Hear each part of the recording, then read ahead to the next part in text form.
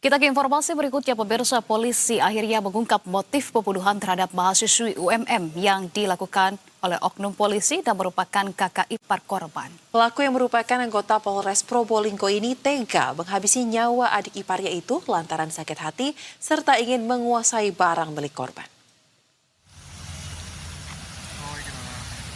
Hal ini diungkapkan oleh polisi berdasarkan pengakuan sementara tersangka yaitu Bribka AS saat diperiksa oleh penyidik. Sementara itu, terkait dengan rentetan proses pembunuhan yang dilakukan oleh tersangka masih didalami lantaran adanya perbedaan keterangan saat dikonfrontir. Sementara itu, pemirsa, pengacara keluarga korban dari LBH Lira Jatim menyatakan siap membantu polisi untuk mengungkap kasus pembunuhan ini. Menurut kuasa hukum keluarga korban, ada dugaan pembunuhan berencana yang dilakukan tersangka, serta dugaan penganiayaan berat yang menyebabkan korban meninggal dunia, sehingga tersangka seharusnya dijerat pasal berlapis.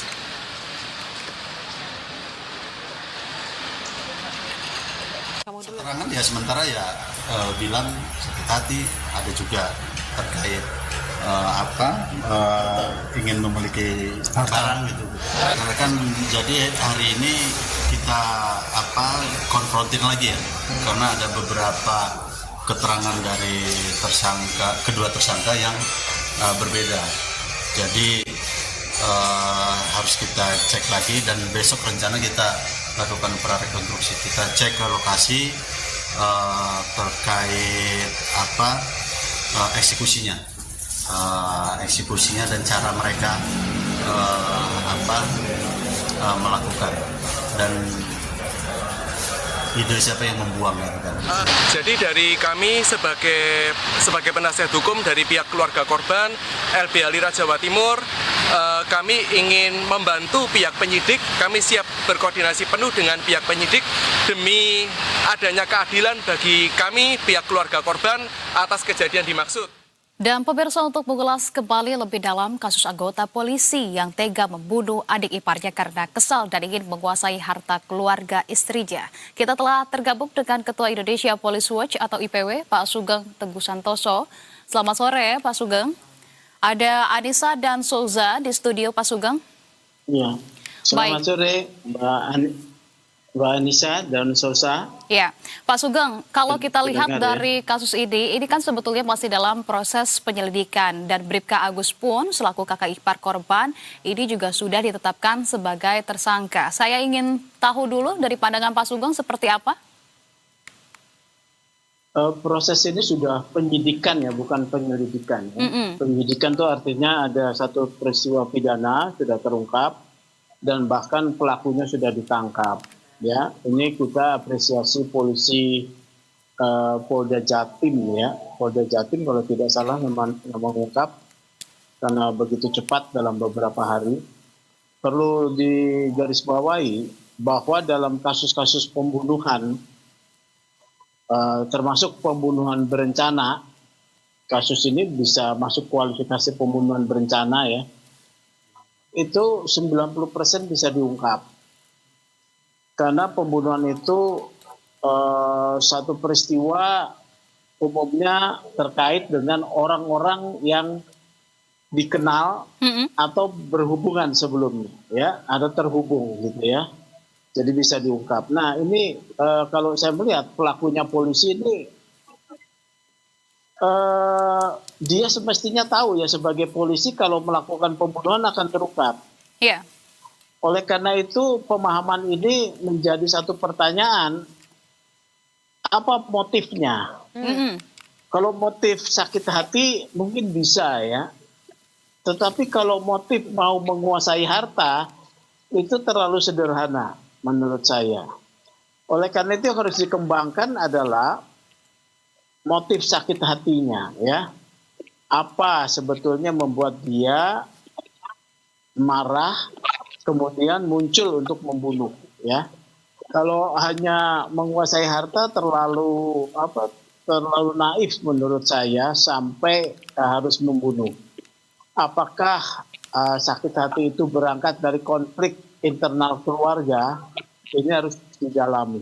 Itu pendapat saya. Baik, Pak Sugeng, beberapa kali kita lihat ya rentetan kasus yang melibatkan anggota Polri ini dan ditetapkan pula sebagai tersangka tidak sedikit yang memiliki faktor adanya arogansi dari anggota Polri itu ketika dalam suatu permasalahan. Nah, apakah dalam kasus ini Anda melihat juga ada faktor superior atau faktor arogansi yang muncul dari sisi pelaku atau yang ditetapkan sebagai tersangka dalam kasus ini, tetapi memang ia sepertinya sudah membuat perencanaan sedemikian rupa hingga akhirnya harus ada korban jiwa dalam peristiwa ini? Ya, itu problem utama ya di dalam masalah reformasi kepolisian adalah problem kultural daripada anggota kepolisian. Ya, mereka menyalahgunakan kewenangan, kemudian tindakan arogan, ya.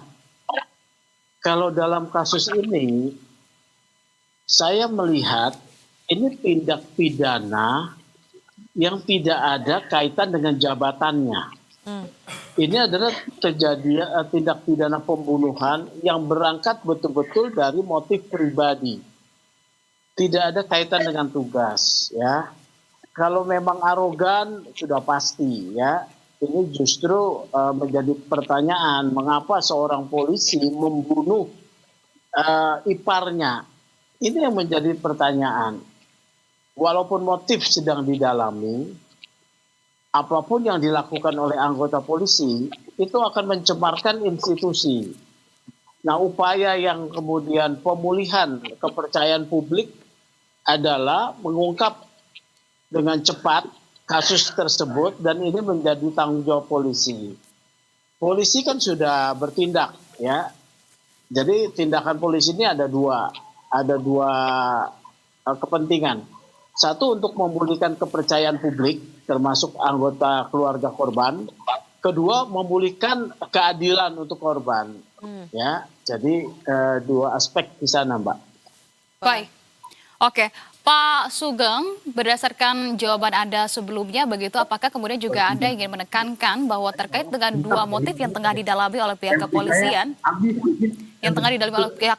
ini, apakah memang sebetulnya jauh lebih ditekankan atau lebih dominan ini adalah motif sakit hatinya dibandingkan untuk menguasai harta korban, mengingat ada nyawa yang kemudian hilang dalam kasus ini, Pak Sugeng?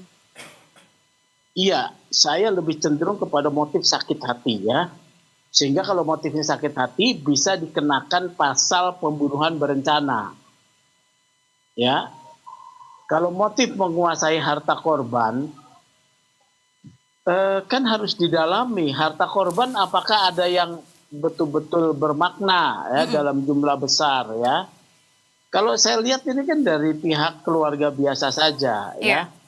Atau kalau misalnya ini dikaitkan dengan harta, ya ini saya hanya menganalisis, ya. Apakah dalam kaitan warisan, ya, warisan, ya. Nah, ini menjadi kewenangan polisi lah untuk mendalaminya. Apapun menurut saya ini harus dihukum berat karena pelakunya adalah polisi. Harus dikenakan pasal pembunuhan berencana. Ya, ini bukan satu insiden. Insiden itu misalnya tidak seketika kehendak itu muncul, ya, kemudian membunuh, gitu ya. Ini ada satu perencanaan menurut saya. Didalami dari alat bukti yang sudah disita, antara lain adalah ponsel daripada ponsel tersangka dan ponsel korban. Dari komunikasi tersebut akan terlihat pola komunikasi yang terbentuk antara mereka. Apakah ada tindakan daripada tersangka yang mengundang korban pada satu tempat tertentu untuk dilakukan tindakan kekerasan yang mengakibatkan mati. Baik. Ini dari saya. Oke, baik Pak Sugeng. Terima kasih kalau begitu atas pandangan yang sudah dibagikan kepada kami di Berita Satu Sore, Pak Sugeng. Selamat kembali melanjutkan aktivitasnya. Ya, selamat sore.